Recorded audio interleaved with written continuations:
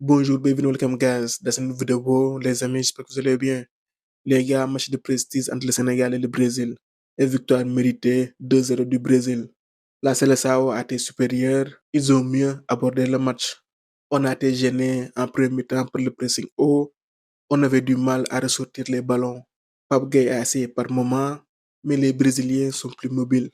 Et des joueurs comme Casemiro n'hésitent pas à aller au duel.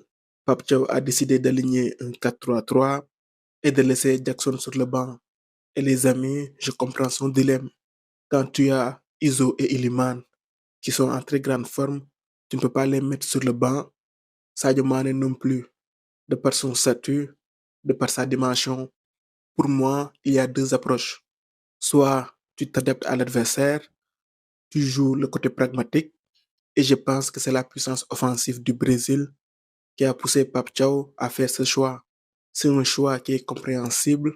En face, c'est le Brésil, même si ce n'est pas le Brésil d'antan, mais ça reste le Brésil. Ils ont des joueurs offensifs de qualité. Soit tu es sûr de ta force, tu ne t'adaptes pas, tu imposes ton style.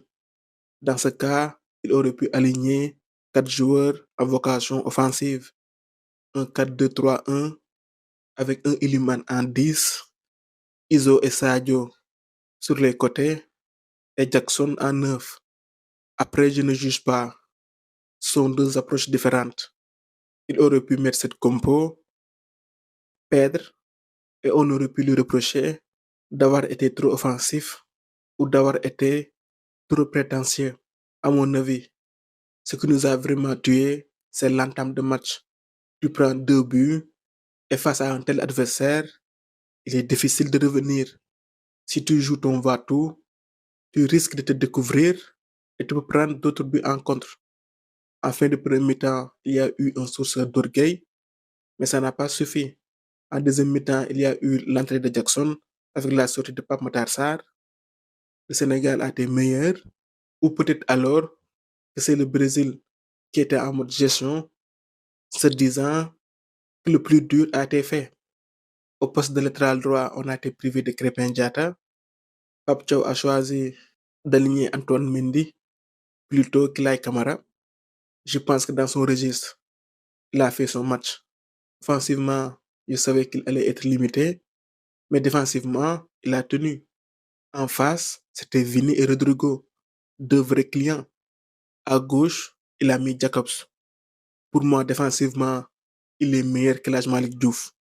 Pape Thiaw a joué la carte de la sécurité. Pour le Brésil, Carlo a fait du Carlo. Rien de compliqué.